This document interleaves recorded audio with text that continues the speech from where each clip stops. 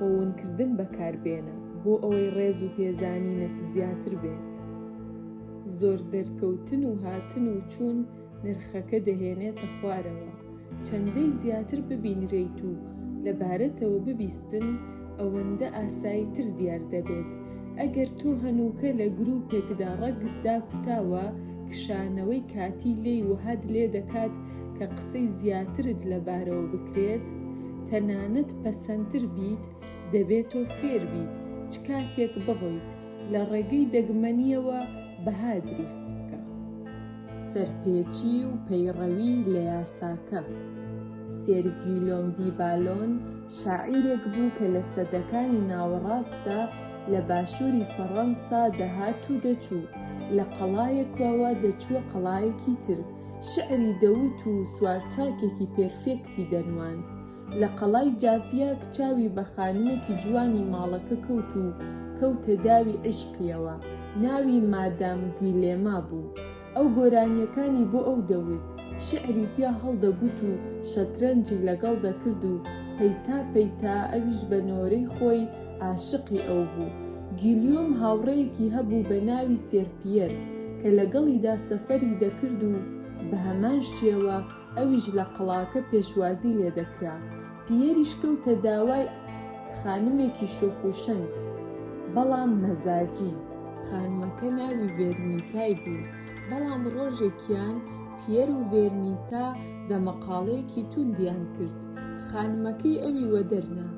پیەریش ناچار بوو بڕوات بۆ لای گیلیۆمی هاوڕێی تا برینەکەی بۆ ساڕێژ بکات و بیگەڕێنێتەوە بۆ ئامێزی جوانیەکەی ئەو. گیلیۆم خەریکی جێهێشتنی قەڵاکە بوو، بەڵام لە گەڕانەوەیدا و دوای چەند هەفتەیەک جادووەکەی خستە گەڕ و پیەر و خۆشەویستەکەی ئاشت کردەوە کە خۆشەویستیەکی بەهێزتر لەو خۆشەویستیە لە ئارادا نییە کە بە دوای ئاشتبوونەوە دادێت. ئەو بە گیلیۆمی وت، چەندەی ناکۆکیەکە بەهێزتر و درێژتر بێت، ئەوەندە ئەو هەستە شیرینتر دەبێت کە لەگەڵ ئاشتی و ئاسایی بوونەوە دادێت.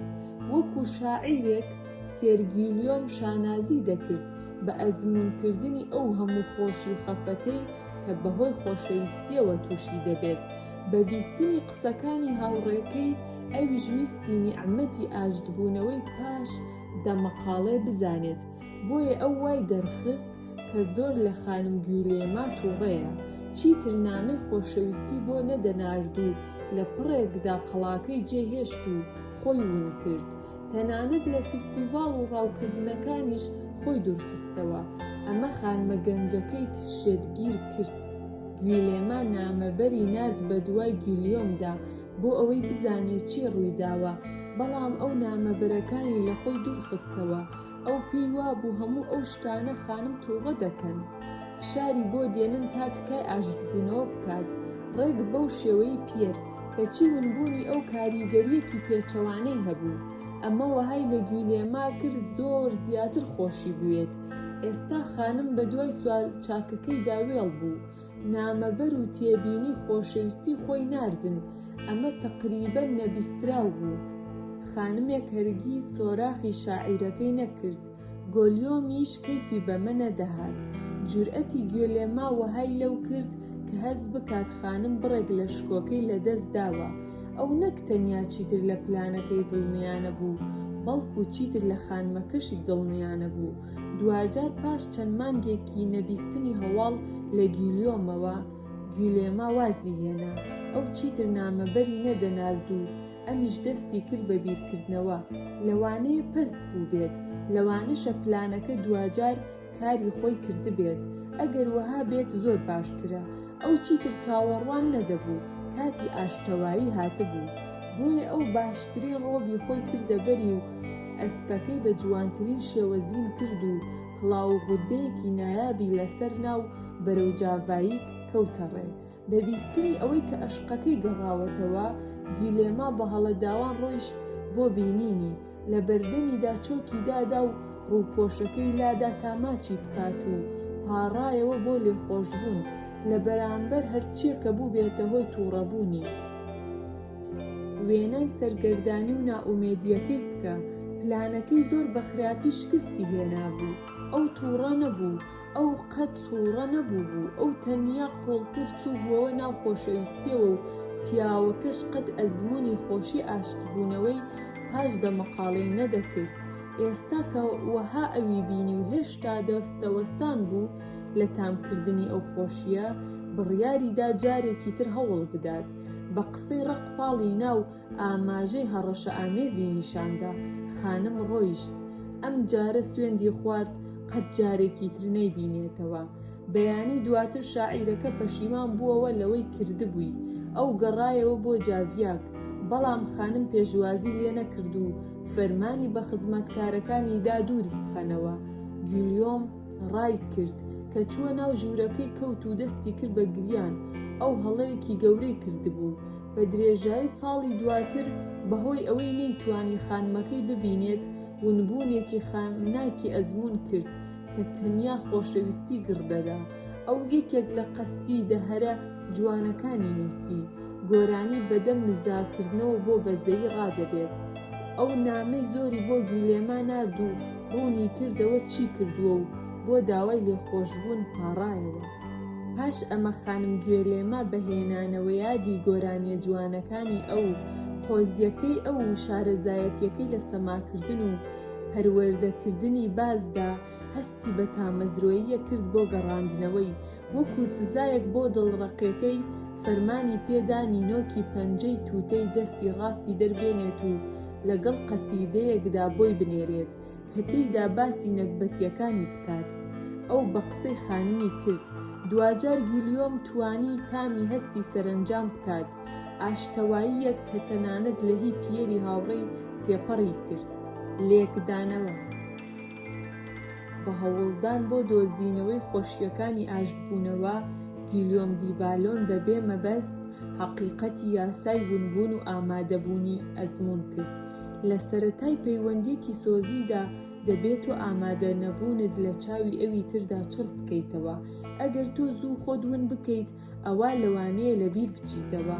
بەڵام هەر کاتێک هەستەکانی خۆشەویستەکەت دەرگیر بوون و هەستی خۆشەویستی بەرجەستە بوو، ونبوون گڕ دەدات و دەیهێنێتە جۆش. بەدەستەوە نەدانی هۆکار بۆ ونبوونەکەت تەنانەت جۆشێکی زیاتری بەدواوەیە.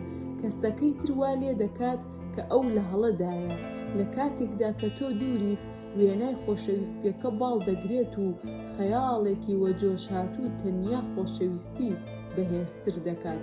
بە پێچەوانەوە چەندەی گویلێما سۆراغی گیلیۆمی کرد، ئەوەندە کەمتر خۆشیویست. ئەو ئامادەیەکی زۆری بوو، زۆر ئاسان دەبینرا. هیچ پانتایەکی بۆ وێنا و خەیاڵەکانی ئەو نەهێشتەوە، بۆی هەستەکانی ئەو دەخنکان. کاتێک بۆ دوجار خانم چیتر نامەبەری نەنارد، ئەو توانی جارێکی تر هەناسەیەک هەڵمژێت و بگەڕێتەوە بۆ سەر پلانەکە. پێ دەچێت ئەو شتەی دەکشێتەوە ئەوەی کە دەبێت دەگمەنیە. لە پڕێکدا شایستەی ڕێز و پێزانینمان بێت. ئەوەی کە زۆر دەمێنێتەوە پڕمان دەکات لە ئامادەبوونی، وامان لێ دەکات بە سوک بیبینین. لە سەدەکانی ناوەڕاستدا خانمان بە بەردەوامی سوارچاکەکانیان دەخستە ژێر تاقیکردنەوەی خۆشەویستی. بە گشتی سەخت و درێژ ڕەوانەیان دەکردن، هەمووشی بۆ دروستکردنی ڕێسایەکی ونبوون و ئامادەبوون.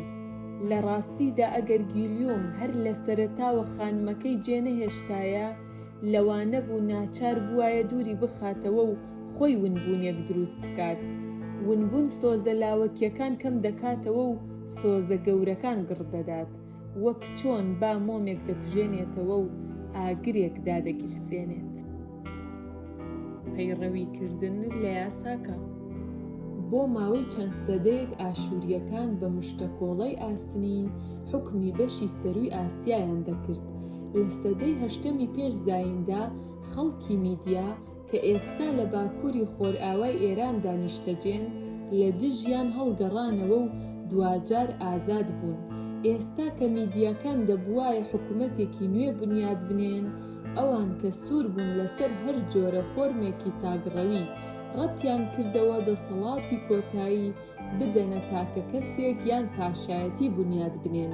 لەگەڵ ئەوەشدا بەبێ سەرکردەیەک وڵاتەکە بە زووی دەکەوتە ناو ئاژاوەوە و بۆ چەند مەملەکەتێک پارچە پارچە دەبوو کە تیایدا گوند لە دژی گوند دەجەنگا. لە گوندێکی وەهادا پیاوێک دەژیا بە ناوی دیۆسیس کە لە ڕێگەی مامەڵەی دادپەروەرانە و توانای هەڵبڕینی ناکۆکیەکان ناوێکی بۆ خۆی دروست کرد. ئەو زۆر بە سەرکەوتووی ئەمەی کرد کە هەر لە ململانەیەکی یاسایی بە زووی دەکەوتە لای ئەو دەسەڵاتی ئەو زیادی دەکرد. لە سەرانسەری سەرزەمینەکە یاسا سووک بوو، دادوەران گەندەڵ بوون و